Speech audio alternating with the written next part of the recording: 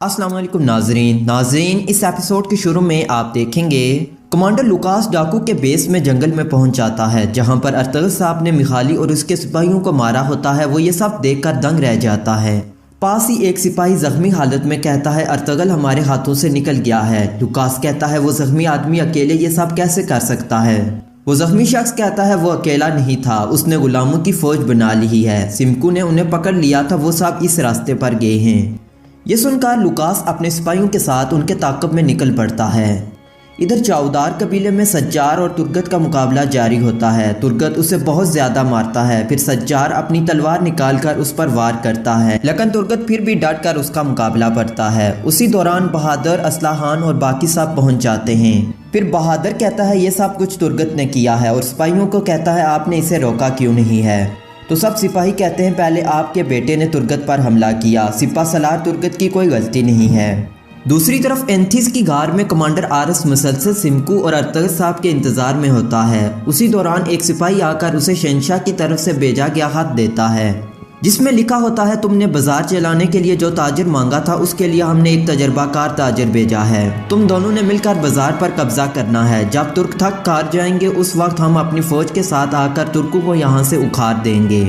फिर आरस कहता है यहाँ आओ अर्तगल, मैं देखता हूँ तुम इस बार कैसे अपनी जान बचाओगे। इधर जंगल में अर्तगल साहब और सुल्तान के जासूस मुसलसल सिमकू की तलाश में होते हैं। वो उसके निशानात का तक्कब करते हैं। अर्तगल साहब कहते हैं निशानात इधर जा रहे हैं, शायद वो हमसे चाल चल रहा है। उसके पाँव के निशानात दूसरी तरफ हैं, वो प्यादल ज़्यादा दूर नहीं जा सकता। पास ही छुपे लुकास के सिपाही अर्तगल साहब को जाते हुए देख लेते हैं और एक दूसरे को कहते हैं फ़ौरन कमांडर लुकास को पैगाम भेजो। दूसरी तरफ हानली बाजार में बहादुर कोपैक को कहता है मैं आपकी मौजूदगी में ऐसा वाक़या नहीं करना चाहता था। तो कोपैक कहता है उस तुर्गत की अकल भी ठिकाने आ जाएगी, अगर उसने दोबारा ऐसी हरकत की तो अगली बार हंजर उसके कंधों को नहीं बल्कि उसके दिल को चीरेगा। याद रखो तुर्गत बहादुर सिपा सलार है, आपको एहतियात करनी पड़ेगी। मैं नहीं चाहता कि वो आपके इकलौते बेटे को तकलीफ दे।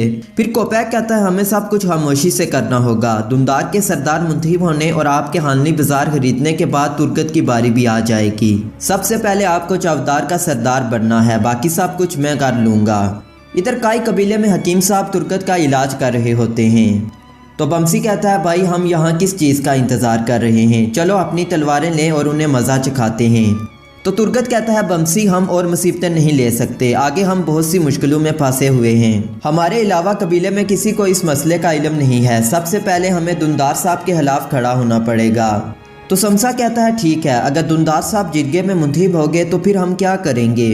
तो बमसी कहता है हमें अपना फैसला अभी कर लेना चाहिए ताकि हमें पता होना चाहिए कि हमें क्या करना है। तो तुर्गत कहता है जो कुछ मर्जी हो जाए हम यहाँ से नहीं जाएंगे जब तक हम अर्तगल भाई का इंतकाम नहीं ले लेते। तो गुंगत कहता है ना हम ये ज़मीनें छोड़ेंगे और ना अर्तगल भाई का मकसद। दूसरी तरफ जंगल में सिमकू रात के वक्त आग जलाए बैठा होता है और अर्तगल साहब को शिद्दत से याद कर रहा होता है। उसी दौरान अर्तगल साहब अपने सिपाहियों के साथ वहां पहुंच जाते हैं। उन्हें देखकर सिमकू भागने की कोशिश करता है मगर नाकाम रहता है। फिर सिमकू अर्तगल साहब से कहता है हम फिर मिल गए और फिर सिमकू सोने की लालच में सब कुछ बताने के लिए तैयार हो जाता है। उसी दौरान कमांडर लुकास अपने सिपाहियों के साथ तीर बरसाना शुरू कर देता है। सबसे पहला तीर सिमकू को लगता है। फिर अर्तगल साहब और उनके सिपाहियों का मुकाबला कमांडर लुकास से शुरू हो जाता है। काफ़ी वक्त तक ये मुकाबला जारी रहता है।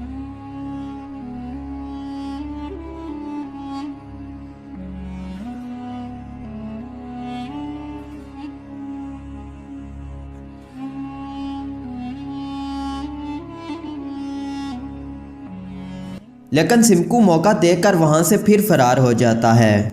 लेकिन कमांडर लुकास अर्तगल साहब के कब्जे में आ जाता है। तो सुल्तान का जासूस कहता है अर्तगल साहब सिमकू भाग गया है, वो अपनी जान बचाने के लिए आपको सब कुछ बताने के लिए तैयार था। तो अर्तगल साहब कहते हैं फिक्र ना करो, ये हमें सब कुछ बताएगा। इधर चाउदार कबीले में असलाहान बहादुर को कहती है मेरे हेमे में खून बहाने पर मैं खामोश रही और सज्जार की बदतमीजी पर भी, सिर्फ इसलिए कि अमन खराब न हो। लेकिन अगर आपने दोबारा ऐसी गलती की तो मैं आपको वहां पहुंचा दूंगी जहां आपको पानी तक नहीं मिलेगा। इधर जंगल में अर्तगल साहब जासूस के साथ बैठे खाना वगैरह खा रहे होते हैं। उसी दौरान कमांडर लुकास होश में आ जाता है। तो अर्तगल साहब कहते हैं ओ तो तुम जाग गए हो, यहाँ आकर कुछ खा लो, अपनी ताकत बहाल करो, तुमने हमें बहुत कुछ बताना है। अर्तगल साहब काफ़ी देर तक उसे पूछते हैं कि तुम कौन हो, तो वो कहता है हम डाकू हैं, हमने सिर्फ सोने के लिए आप पर हमला किया था, हमारा कोई मकसद नहीं है। तो अर्तगल साहब कहते हैं तुम बताओगे। वो उसे मार मार कर फिर बेहोश कर देते हैं। इधर काई कबीले में सुबह के वक्त जिरगा शुरू होता है तो दुंदार कहता है मेरा फैसला हतमी है, हालनी बाजार तुर्क सरदार को बेचा जाएगा, जिसकी अमीर सादुद्दीन कोपैक ने खुद तस्दीक की है। उसके बाद मैं अपने भाई गुंदुक्तू के कबाइल से इत्तेहाद कर लूँगा। तो सब सरदार कहते हैं आपकी सोच अच्छी है, और एक सरदार कहता है हकीम साहब आपका कौन सा रास्ता है। तो हकीम साहब कहते हैं मेरा रास्ता ललकार, पुकार, सब्र और मुबारक जद्दोजहद है। मेरा रास्ता अर्तगल साहब के मकसद को ज़िंदा रखना है, लेकिन इसमें हमारे कबीले का कोई फ़ायदा नहीं है। यह सुनकर खाइमा खातून कहती है मुअज़्ज़ज़ सरदारों, हकीम साहब और दुंदार दोनों ने अपनी तजवीज़ पेश कर दी है, और बाकी आप पर है कि आप किसको सरदार चुनते हैं। जो भी नतीजा निकले वो हमारे कबीले के लिए मुफीद हो। इधर जंगल में सुबह के वक्त अर्तगल साहब लुकास को होश में लाते हैं और फिर से तफ्शीश शुरू कर देते हैं, मगर लुकास फिर से वही कह रहा होता है कि मैं डाकू हूँ। यह सुनकर अर्तगल साहब अपना हंजर निकाल कर लुकास के कंधे में गाड़ देते हैं, फिर दूसरी बार भी गाड़ देते हैं। इसके बाद कमांडर लुकास बोलना शुरू कर देता है और कहता है तुम्हें अपनी मौत की तलाश है, तो उसका नाम कमांडर आरस है। तुम्हारी और तमाम तुर्कों की मौत उसके हाथों से होगी, और कहता है उसने जाल बिछाकर तुम्हारे सिपाहियों को मारा था। अर्तगल साहब कहते हैं किला काराचाइसर जिस पर तुम्हें बहुत फ़ख्र है वो मैं तुम्हारे सरों पर गिरा दूंगा। इन ज़मीनों से जिसने तुर्कों को मिटाने की कोशिश की, मैं इन ज़मीनों को उनकी कब्र में बदल दूंगा, और जड़ से उसकी गर्दन काट देते हैं। इधर काई कबीले में जिरगा जारी होता है, लेकिन बदकिस्मती से दुंदार जीत जाता है। तो हकीम साहब कहते हैं जो सरदार आपने मुंतखब किया वो आपकी अक्कासी करता है। ये कहकर हकीम साहब चले जाते हैं। दूसरी तरफ जंगल में अर्तगल साहब जासूस से कहते हैं हमें फ़ौरन रवाना होना पड़ेगा, आरस मेरी गैर मौजूदगी में कबीलों में इंतशार फैला देगा। तो जासूस कहता है अर्तगल साहब अब आपको सब कुछ पता चल गया है, अब आप क्या करने वाले हैं। तो अर्तगल साहब कहते हैं अब फतह का दरवाज़ा हमारे लिए खुल गया है, मैं आरस को मारकर उसकी लाश शहंशाह की तरफ रवाना करूँगा। तो जासूस कहता है मैं आपकी मालूमात इकट्ठी करने के लिए किले में घुस जाऊँगा, मैं आखिरी सांस तक आपके साथ हूँ। फिर जासूस अपने सिपाहियों को कहता है बगैर ताखीर अलबिया की तरफ रवाना हो जाओ, उन्हें इत्तला दो कि अर्तगल साहब हैरो आफियत से आ रहे हैं। यह कहकर वो सब अपनी मंजिल की तरफ निकल जाते हैं। दूसरी तरफ गार में एक सिपाही आकर कहता है जनाब हम रास्ता देख रहे हैं, अभी तक कोई नज़र नहीं आ रहा। यह सुनकर कमांडर आरस बहुत गुस्से का इजहार करता है और उसे वापस अपने मोर्चे पर भेज देता है। नाजरीन यहाँ पर यह एपिसोड ख़त्म हो जाती है। अगर आपको हमारी वीडियो अच्छी लगी तो वीडियो को लाइक कर दें, चैनल को सब्सक्राइब और कमेंट बॉक्स में अपनी राय ज़रूर दें। शुक्रिया।